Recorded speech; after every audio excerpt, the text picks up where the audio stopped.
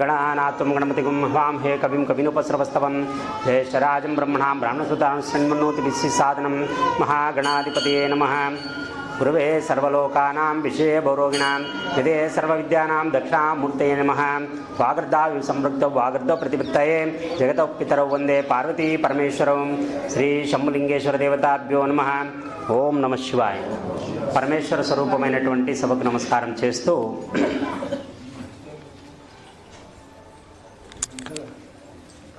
ఈరోజు వాతావరణం చాలా ఉల్లాసంగా ఉంది. ఈరోజు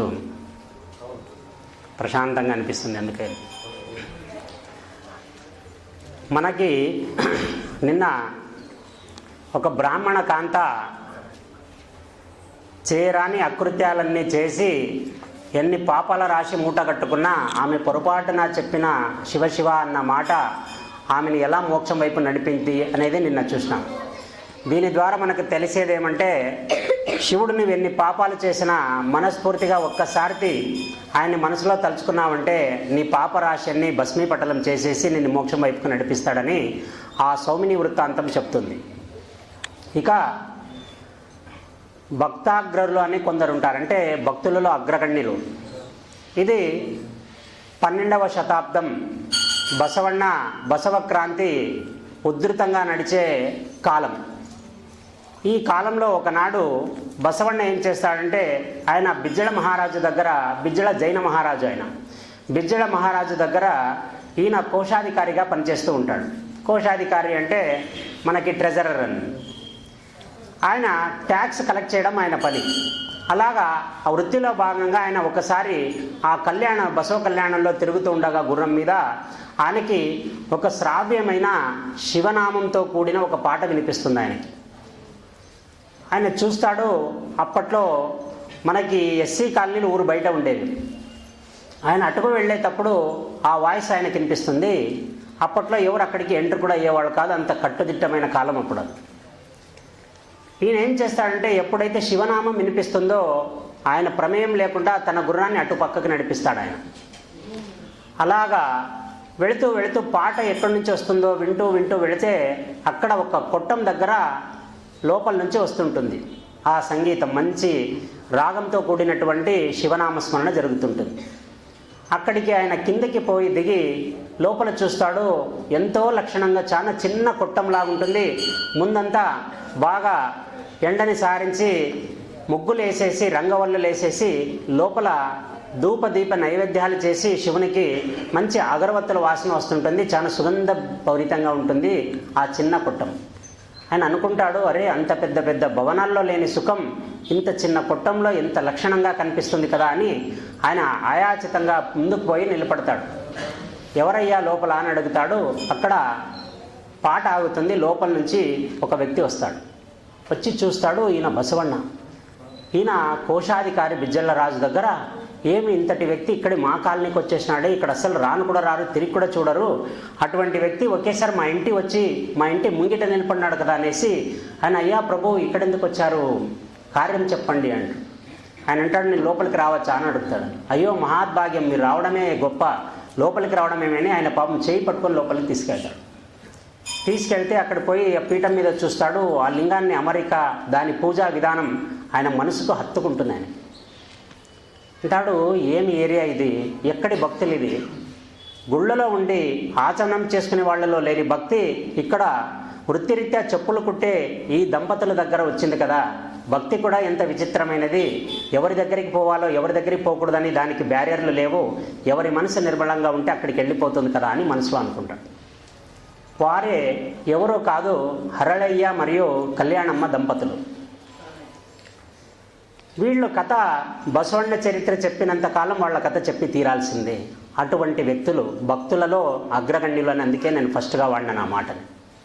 ఇప్పుడు రాముడి గురించి చెప్తే హనుమంతుడి ప్రస్తావన ఎలా వస్తుందో, బసవಣ್ణ గురించి చెప్తే హరళయ్య దంపతుల గురించి కూడా అలా రావాలా, వచ్చి తీరాలి. ఎందుకు ఇంతటి ప్రాముఖ్యత వీళ్ళకి? ఎవరు లేని భక్తి వీళ్ళేం చూపించినారు బసవಣ್ಣకి?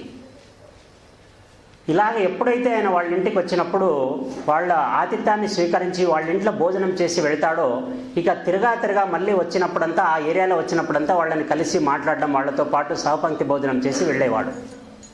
ఈ విషయం బిజ్జళ రాజుకు తెలుస్తుంది. ఆయనకి పక్కనుండే వాళ్ళు ఎక్కిస్తారనమాట. అయ్యా ఈయన ఎక్కెక్కడికో పోతున్నాడు, దీని ఆచారాలు ఎటువైపుకో వెళుతున్నాయి, దీని గురించి మీరు ఆలోచించాలా అని. బసవಣ್ಣని బిజ్జల మహారాజు 2 సార్లు వార్నింగ్ ఇస్తాడు, ఆ ఏరియాలోకి వెళ్ళకూడదు అని. ఆయన అవేవి ఖాతరు చేయకుండా శివభక్తులే నా పరమావధి అనుకుంటూ తాను ఉద్యోగం ఉన్నా లేకపోయినా శివభక్తులు ఎప్పుడూ నా యందే ఉండాలని చెప్పేసి ఆయన వాళ్ళ ఇంటికి వెళ్ళడం మొదలుపెడతారు. ఇలాగా రోజు వచ్చిపోయేటప్పుడు వాళ్ళకొక అనుబంధం ఏర్పడుతుంది. ఒకసారి బసవಣ್ಣది బర్త్డే వస్తుంది, పుట్టినరోజు. అందరూ వాళ్ళకి తోచినంత, వాళ్ళ చేతనైనంత ఆయనకి గిఫ్ట్లుగా, మనం తెలుసు కదా, ఎవరన్నా పెద్ద మనిషి బర్త్డే అయితే మనకి చేతనైనంత దాంట్లో కొంచెం మంచిది తీసుకుపోతాం మనం. దాంట్లో పెద్ద మనిషి, అందరు పెద్ద పెద్దోళ్ళే, పెద్ద పెద్ద గిఫ్ట్లు ఇచ్చే వాళ్ళ దగ్గర మనమేం తీసుకుపోతాం చిన్నోళ్ళు. అందరూ వాళ్ళకి తోచిన గిఫ్ట్లు తీసుకొని బసవಣ್ణ ఇంటి ముందు క్యూ కడతారు, ఆయన్ని గ్రీట్ చేద్దామని చెప్పేసి, ఆయనకి అభినందనలు తెలుపుదామని చెప్పేసి. అదే టైంలో హరళయ్య దంపతులు కూడా వెళ్ళాలనుకుంటారు. వాళ్ళు ఒక చెప్పులు కుట్టే వాళ్ళకి ఏముంటుంది స్పెషాలిటీ? చెప్పులు కుట్టడమే స్పెషాలిటీ. దాంట్లో విశేషంగా వాళ్ళు ప్రాణం పెట్టి కుట్టిన ఒక చెప్పుల జతని తీసుకెళ్ళి బసవಣ್ಣని కలవడానికి వెళ్తారు. అక్కడికి వెళ్ళిన తర్వాత ఆయన పీఠం మీద కూర్చొని ఉంటాడు. వీళ్ళు వస్తానే పాపం దగ్గరికి వచ్చి చేయి పట్టుకొని పిలుస్తాడు. చాలా సంతోషం, మీరిద్దరు దంపతులని అభినందించడానికి వచ్చినందుకు. తీసుకొని వాళ్ళకి ఆసనాలు చూపించి కూర్చోబెట్టి అంటాడు, అయ్యా ఇది మీకోసం సెపరేట్గా తయారు చేసినాను. చూస్తాడు, చాలా సుందరంగా ఉంటాయి ఈ చెప్పులు. ఆయన ఎప్పుడైతే ఒక పళ్ళెంలో పెట్టి ఆయన చేతికి ఇస్తారో బసవಣ್ణ వాళ్ళు ఏం చేస్తారంటే తొడుక్కోండి అని 2 చేళ్లతో ఆ చెప్పుల్ని తీసుకొని కింద వేయబోతారు. ఆయన అంటాడు, ఒక్క నిమిషం ఉండండి అని. ఆయన ఆ చెప్పుల్ని తాకుతాడు. తాకిన వెంటనే ఆయనకి ఒంటికి షాక్ వచ్చినట్లు అయిపోతుంది బసవಣ್ಣకి. తటాలను వెనక్క ఒక అడుగు వేస్తాడు. అంటాడు, ఏం చెప్పులు అని అడుగుతాడు. వాళ్ళు ఏం చెప్పరు, మౌనంగా ఉండిపోతారు. అప్పుడు ఆయన చేతుల్ని దగ్గరగా తీసుకొని వాటిని నిశితంగా పరిశీలన చేస్తాడు. తీరా చూస్తే వాళ్ళ హరళయ్య యొక్క కుడి తొడ చర్మాన్ని తీసేసి కళ్యాణమ్మ గారి ఎడమ తొడ చర్మాన్ని తీసి ఒక్కొక్క చెప్పుగా మలిచింటారు వాళ్ళు. అంతకంటే గొప్ప గురువుకి మేము ఎలా గౌరవం ఇవ్వగలం? ఇంతకంటే నా దగ్గర ఏముంది ఇవ్వడానికి? ఎవరూ రాలేని ఈ పరిస్థితిలో ఈ మహానుభావుడు మా ఇంటికి వచ్చి మా ఇంటిని పావనం చేసిందే కాక మమ్మల్ని నలుగురికి తెలిసేలా చేసిన మహానుభావుడికి ఏమిచ్చినా తక్కువ అని చెప్పేసి ఎవరికీ తెలియకుండా, పక్క ఇంటి వాళ్ళకి కూడా ఈ విషయం తెలియకుండా వాళ్ళు తమ తొడ చర్మాన్ని లేయర్గా తీసేస్తూ దాన్ని చెప్పులుగా తలిచేసింటారు. అప్పుడు ఆయన చూస్తాడు నిశితంగా, ఈయన కుడి తొడని ఆమె ఎడమ తొడ నుంచి ధారాళంగా రక్తం కారుతూ ఉంటుంది. వాడు వచ్చినప్పుడు కింద రక్తం కారుతూ ఉంటుంది. అప్పుడు తీసుకొని పోయి అంటాడు, ఎంతటి ఘోరం చేసినారా మీరు నాకు పుణ్యాన్ని మూటగట్టాలనుకున్నారా, పాపాన్ని మూటగట్టాలనుకున్నారా? ఇటువంటి భక్తుల చర్మాన్ని తీసి నేను చెప్పులేసుకుని నేను ఎన్ని నరకాలు పొందాలా, నన్ను నరకానికి పంపించేకి చేసినారా అని పాపం అలుగుతాడు. ఆ బాధని కూర్చోపెట్టి ఆయన వాళ్ళకందరినీ వైద్యుల్ని పిలిపించి వాళ్ళని చూడండి అని చెప్పి అప్పుడు అంటాడు, నేను మీరు ఇచ్చే చెప్పుల్ని చూడలేదు, మీ భక్తిని చూసినాను. మీరు ఇటువంటి అకృతాలు ఇంకొకసారి చేయొద్దండి, నాకు చాలా బాధ అవుతుంది. నా దగ్గర వచ్చిన వాళ్ళు ఎంత సంతోషంగా వచ్చినారో అంత సంతోషంగా వెళ్ళాలని ఒకే ఉద్దేశం, కానీ మీరు ఇటువంటి ఎప్పుడు చేయొద్దు. ఈ దానికి మీ చెప్పులకి నేను విలువ కట్టలేను, దీని విలువ నేను ప్రపంచానికి చాటుతానని చెప్పేసి ఆయన ఏం చేస్తాడంటే అప్పటికప్పుడు ఒక ప్లాన్ని చేసేసి ఒక బంగారు పళ్ళాన్ని తెప్పించి అందులో చెప్పుల్ని పెట్టేసి తాను కూర్చున్న ఆసనంపై ఆ చెప్పుల్ని పెట్టేసి వాటికి బొట్లు అన్నీ పెట్టేసి పూలతో అలంకారం చేసి ఆ చెప్పులని నెత్తి మీద పెట్టుకొని బసవಣ್ణ ఊరేగింపుకు వెళ్తాడు. ఇప్పుడు బాగా చూడండి, భగవంతుడు గొప్పవాడా భక్తుడు గొప్పవాడా అంటే అందరూ ఆలోచన చేస్తారేమో. నేను ఖచ్చితంగా అరక్షణంలో చెప్పేస్తా, భక్తుడే గొప్పవాడు. ఇప్పుడు ఎందుకంటే భక్తునికి ఒక గమ్యం అనేది ఉంటుంది, భగవంతునికి గమ్యం లేదు. భగవంతుడు ఎప్పుడూ ఒకేలాగా ఉంటాడు. ఆయనకి జీవన మరణాలు లేదు, ఆకలి దప్పులు లేవు, రాగద్వేషాలు లేవు. ఒక్క భక్తుని యందు రసస్పందన కలిగి భక్తుడి యొక్క భక్తి మెచ్చితేనే ఆయన కదలిక ఉంటుంది, లేదంటే ఆయన ఎప్పుడూ ఒకే రకంగా ఉంటాడు. కానీ మనిషికి ఒక గమ్యం ఉంది, ఆ గమ్యం దేవుడై ఉన్నాడు. ఆ దేవుని చేయడానికి వీరు నిరంతర శ్రమ చేస్తాడు. ఇక యజ్ఞహోమాల విషయానికి వస్తే భగవంతుడు ఎవరూ యజ్ఞహోమాలు చేయలేరు. మీకు తెలుసో లేదో, భగవంతుడి కంటే మనిషి గొప్పవాడని ఒక తర్కంలో ఒక స్వామి వాదిస్తాడు. ఆయన అంటాడు, ఎలా ఏ రేంజ్లో గొప్పవాడు చెప్పు మనిషి అంటే, భగవంతుడు ఎన్ని జన్మలెత్తినా యజ్ఞ యాగాలు చేయలేడు, కానీ మనిషి రోజుకో యాగం చేయగలడు అంటాడు. ఎందుకంటే అంతటి పుణ్యస్థితిలో ఈ మానవ జన్మ ఉంది. 84 లక్షల జీవరాశి యోనుల నుండి గర్భాన్ని తీసుకొని చివరిగా వచ్చి మనం పడేది ఈ మానవ జన్మలో. ఇక్కడ కనుక మనం పొరపాటు చేస్తే మళ్ళీ 84 లక్షల జన్మలు ఏదైతే యోని జన్మలు ఉన్నాయో అన్ని జీవాలలో నుంచి మళ్ళీ పరిగెత్తుకుంటూ వచ్చి మళ్ళీ ఈ స్థానానికి రావాలంటే ఇక ఎప్పటికైతుందో తెలియదు. మానవ జన్మ అనేది చాలా దుర్భేద్యమైనది, చాలా సంక్లిష్టమైనది. ఇది రావాలంటే మనిషి ఎంతో అదృష్టం చేసుకుంటే తప్ప ఈ జన్మాన్ని పొందలేడు. ఇటువంటి మానవ జన్మలో ఉండి మనం ఏం ఉత్తమ పనులు చేసినామని నేను ఇంతకు ముందే చెప్పినాను. ఎవ్వరితో ఏ స్వామిని కలవద్దు, ఏ గురువుని కలవద్దు, నీకు నువ్వే గురువు, భగవంతుడిని మనసులో తలుచుకో. ఏ గురువు లేదంటే గురు దక్షిణామూర్తిని గురువు అనుకో, లేదా ఆదిశంకరాచార్యుల వారిని గురువు అనుకో. ఒకటి నీతో నువ్వు మాట్లాడు, రోజు 1 గంట సేపు. అందరినీ వదిలేసి ఒక దగ్గర పోయి మౌనంగా కూర్చో. 1 గంట నువ్వు కూర్చుంటే నీలో ఎన్ని ప్రశ్నలు ఉన్నాయో అన్ని ప్రశ్నలు బయటకు వస్తాయి. అప్పుడు అది నిన్నే అభివృద్ధి పథంలోకి తీసుకెళ్తుంది. ఆర్థికంగా అది పనికొస్తుందో లేదో నేను చెప్పలేను, కానీ ఆధ్యాత్మిక పరంగా ఖచ్చితంగా పనికొస్తుంది. దాని నుంచి మనశ్శాంతి వస్తుంది, ఉండే దాంట్లో సంతృప్తి పడే గుణం వస్తుంది. ఆ సంతృప్తి అనేది వస్తే నువ్వు కొన్ని వేల కోట్లు సంపాదించినట్లే. నువ్వు ఇప్పుడు నేనంట కొన్ని కోట్లు ఉండేవాళ్ళు ఎంతమంది సంతోషంగా ఉన్నారు? డబ్బుకి సంతోషానికి లింక్ ఉందా అంటే, నాకు నా ఫ్రెండ్కి ఒకసారి డిబేట్ జరిగింది. స్వామి డబ్బు ఉంటేనే అందరూ బాగుంటారు స్వామి, డబ్బు లేకపోతే ఎవరు బాగుండలేరు. నేను అప్పుడు అన్నాను, 2 ప్రశ్నలు అడిగితే కరెక్ట్గా 1 వర్డ్ ఆన్సర్ ఇవ్వాలి నువ్వు. అడుగు. ఇప్పుడు డబ్బులు ఉండేవాడంతా సంతోషంగా ఉన్నాడా? ఆయన అన్నాడు, ఉన్నారు 70%, 30% లేదు. అంటే నీ ఆన్సర్ ప్రకారం సంతోషంగా లేరనేది కూడా ఉంది కదా దాంట్లో. అవును. ఇప్పుడు సంతోషంగా ఉండే వాళ్ళ దగ్గర అంతా డబ్బు ఉందా అని అడిగినాను. ఇప్పుడు ఒక వ్యక్తికి ఒక 6 సంవత్సరాల నుంచి సంతానం కలగలేదు. ఒక 6 సంవత్సరాల తర్వాత భార్య గర్భవతి అయింది. తర్వాత ఆయనకి ఒక జీల్, అరే అందరు ఎత్తుకుంటున్నారు, నాకు కొడుకు లేదు కదా, నాకు ఒక సంతానం లేదు కదా అనే బాధ ఆయనకు ఉంటుంది కదా. 6 సంవత్సరాల తర్వాత ఆయనకి కొడుకు పుట్టినాడనే వార్త వస్తుంది. అప్పుడు ఈయన సంతోషపడతాడు. అప్పుడు ఈయన దగ్గర డబ్బు ఉందా, సంతోషం ఉందా? సంతోషం ఉంది. అందుకే సంతోషాన్ని డబ్బుకి ఎప్పుడు లింక్ చేయొద్దండి. అది ఇది వేరే వేరే. బ్రతకడానికి డబ్బు కావాలి, కానీ బ్రతికే డబ్బు ఎప్పటికీ కాకూడదు. అలా అయింది అంటే ఇట్టిద్దు ನನಗೆ తనగే బడ్జెట్టిద్దు పరరిగే అని ఎప్పుడో చెప్పేసినారు. నువ్వు పెట్టింది నీ వరకు ఉంటుంది. ఏదైతే దాచిపెట్టినావో అది ఎవరి కోసం అప్పు పడినావో వాని కోసం నువ్వు క్రోడీకరిస్తున్నావు ఆ డబ్బులనంతా. వద్దు.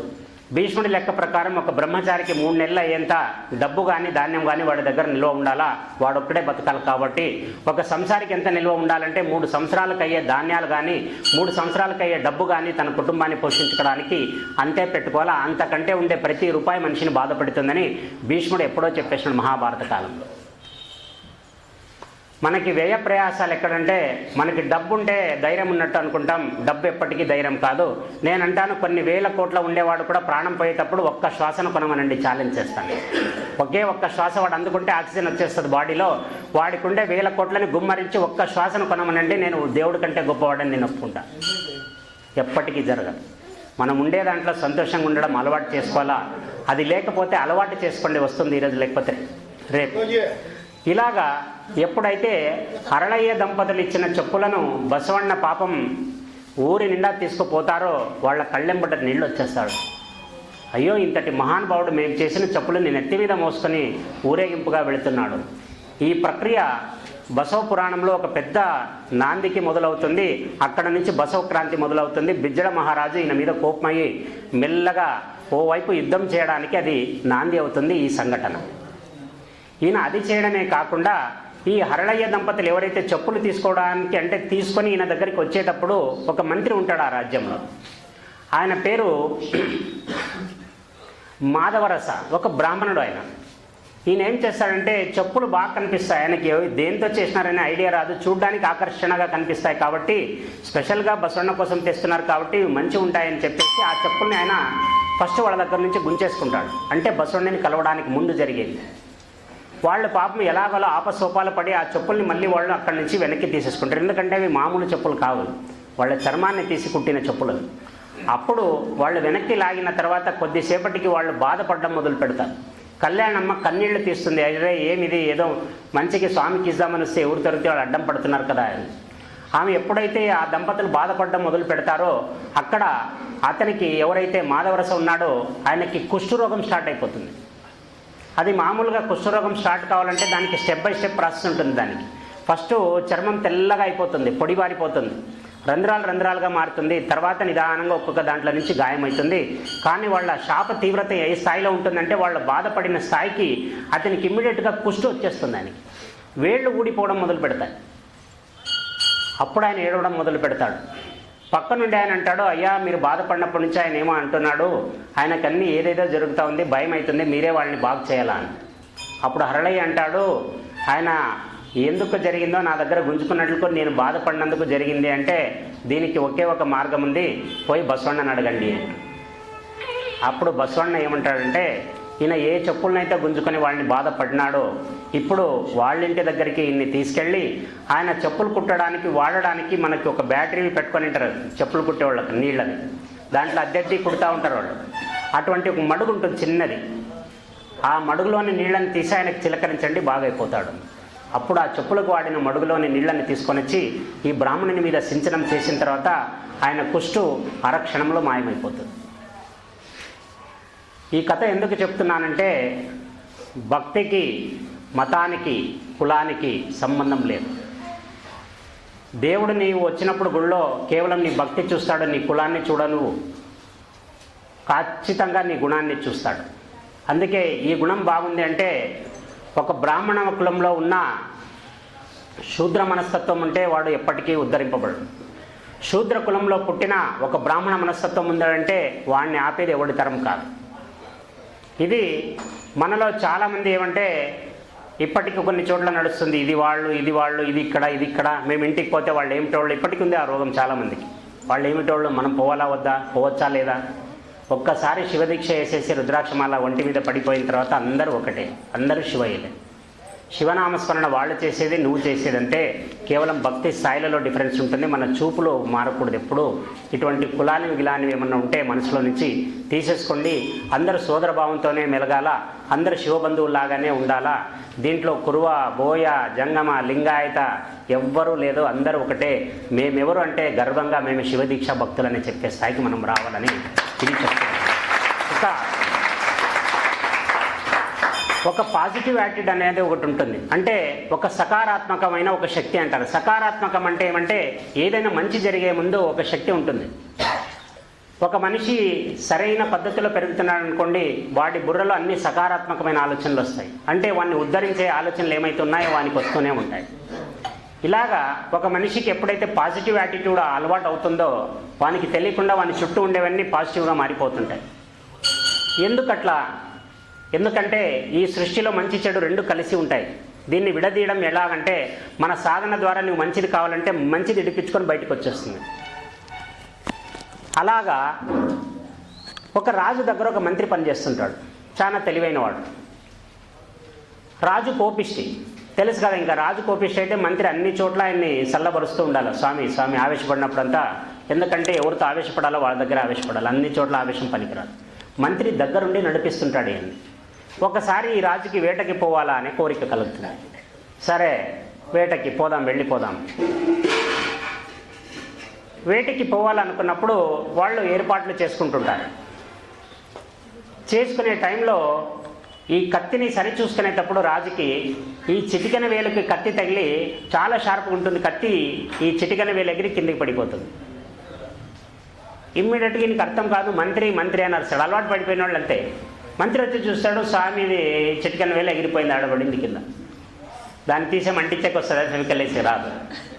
చూస్తాడు, మహాప్రభు మీరేం నిదానంగా ఉండండి, ఏం కాదు, ఏం జరిగినా మన మంచికే అంటాడు. అతనికి బీపీ వస్తుంది. అతనికి, ఒరే నా ఏలు ఎగిరి అక్కడ ఎగిరెగిరి పడుతూ ఉంది, అది నువ్వు అంతా మన మంచికే అని చెప్తున్నావు. ఎంత అహంకారంలో నీకు. ఒక రాజు వేలు తెగి పడితే నీకు కనీసం కన్సర్న్ లేదు. నీ అట్లా వాడు నా దగ్గర ఉండకూడదు, నిన్ను తీసుకొని పోయి చీకటి కొట్లో పారేయండి. మంత్రిని ఎత్తుకొని పోయి లోపల పారేసాడు సార్ పాపం. అతను పోతూ ఒక మాట అంటాడు, అంతా మన మంచిగా అంటాడు. మళ్ళీ రెచ్చగొట్టి, పో ఆ మంచి ఏమో నీకు జైల్లో ఉంది, ఆడే జరుగుతుంది, పో అంటాడు. వెళ్ళిపోతాడు. ఈయన అనుకుంటాడు, నేను రాజు, వాడు చెప్పినందుకు నేను చెప్పేమి, వాడు లేకపోయినా నేను వేటకు పోతానని చెప్పేసి మళ్ళీ అదే దానికి కట్టుకట్టుకొని సీదా వేటకు పోతాడు. అట్లే జిద్దు ఉంటాడు మనిషి, కోపిష్టి. అక్కడికి పోతాడు. ఆయన ఇట్లా ఉరుములు వర్షాలు వచ్చేసి అడవి మధ్యలో ఈయన పరివారంతో ఆయన పక్కకి వెళ్ళిపోతాడు. అంటే అక్కడ తప్పిపోతారు ఎవరికి వాళ్ళు. ఈయన ఒక పక్కకి వెళ్ళిపోతాడు, ఈయన పరివారం ఒక పక్కకి వెళ్ళిపోతుంది. ఆ డీప్ ఫారెస్ట్లో ఎత్తుక్కుంటూ లాస్ట్కి ఒక దగ్గరికి పోతాడు. కానీ అక్కడ మన జుంబారే ఆజుంబే వాళ్ళు ఉంటారు చూడు, ఎవరు చెంచులోళ్ళు, వాళ్ళ చేతికి దొరుకుతాడు. వాళ్ళు బాగా దొరికినవరా, ఈరోజే మాకు ఒక మనిషి మళ్ళీ బలి కావాలా, మా జాతి వాళ్ళని బలి ఇచ్చేకి రాదు, వేరే వాడు కావాలా, కరెక్ట్ దొరికినవరా నువ్వు అని తీసుకొని పోతారు. బట్టలన్నీ ఊడదీస్తారు, వాళ్ళ లేపనాలన్నీ పూసి ఒక గోచి పెట్టి నీకు బలికి రెడీ చేసేస్తారు. ఈయన అంటాడు, రే బాబు నేను రాజునంటే లాంగ్వేజ్ ప్రాబ్లము, వాళ్ళు మాట్లాడే భాష ఈయనకు రాదు, ఈయన మాట్లాడే భాష వాళ్ళకి రాదు. వాళ్ళు అవన్నీ లేదు, కత్తిని చూపిస్తుంటారు, దేవుడిని చూపిస్తుంటాడు, కత్తిని చూపిస్తుంటారు, దేవుడిని చూపిస్తుంటారు. ఇతనికి అర్థమైపోతే ఇది తలకెక్కిరిపోతుంది ఈరోజు. ఈయన అంటాడు, ఇంకా అయిపోయింది నా కథ, యాడో రాజ్యంలో కునెమ్మలకు ఉండేవాడిని, మా మంత్రి యాదవ్ చెప్తే వాని మీద అలిగి నేను వేటకు రావడం ఏమి, నేను వేట అయిపోవడం ఏమి ఇక్కడ. అప్పుడు ఒక లావుపాటి మనిషి వచ్చి ఆయన్ని బలిపీఠం మీద కూర్చోబెట్టి బాగా తల పెట్టి ట్రయల్ చూస్తాడు, తల కూర్చుంటుందా లేదా బాగా. ఆయన అయిపోయింది ఇంకా వదిలేద్దాము. అప్పుడు వాళ్ళ అర్చకుడు వస్తాడు, వచ్చి మనిషిని పై నుంచి కిందికి అంతా లేపనాలు పూసిందంతా తీసి లాస్ట్కి వచ్చి చూస్తాడు, ఈ వేలు ఉండలేదు. అంటాడు, ఎవడరా దరిద్రుడు తెచ్చింది ఇన్ని, వీడు బలికి ఆడ పనికి వస్తాడు, వీడి వేలు లేదు, నీ పక్కన పారేసండి. అప్పుడు వీడిని తీసుకొని వచ్చేసి పక్కన ఇడిచేస్తారు.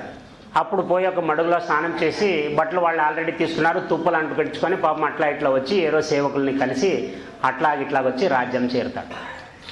అప్పుడు అంటాడు, వాడు మహానుభావుడురా, మంత్రి తెలుసో తెలియక అన్నాడు, అంతా మన మంచికి, నేను కోపం అయిపోయినాను అని వచ్చేసి ఏమంటాడు, ఫస్ట్ వాడిని తీసుకుని రండిరా, వాడిని గట్టిగా హత్తుకోవాలని ఉంది నాకేం. మంత్రి వస్తాడు, మంత్రి ఏం మళ్ళీ ఇతనికి ఏం మెంటల్ ఎక్కిందే, ఇప్పుడేం ఇది లేపేస్తాడేమో అనుకుని ఆయన వస్తాడంతా మన మంచికి. అతని మూత పదం మన ప్రకాష్ రాజు ఉన్నట్ల సీతమ్మ అలా వస్తానే ఈయన గట్టిగా వచ్చి ఆలింగనం చేసుకునే లోపల ఈయనకు అర్థం కాదు మంత్రికి ఏమైంది, రాజుకి ఇదే అని. పక్కన వాడు అడిగితే ఏమైంది, ఏమోపా తిని చాలా ప్రేమలో ఉండండి మీద. అప్పుడు మంత్రి, నువ్వు నిజంగా ఎంత గొప్పవాడివా, ముందు జరిగేదాన్ని ఇక్కడే చెప్పేసినావు, నువ్వు ఏం జరిగినా మంచికే అన్నావు, నువ్వు ఆ వేలు తెగినందుకు మంచిదని నీకెట్లా తెలిసింది అంటాడు.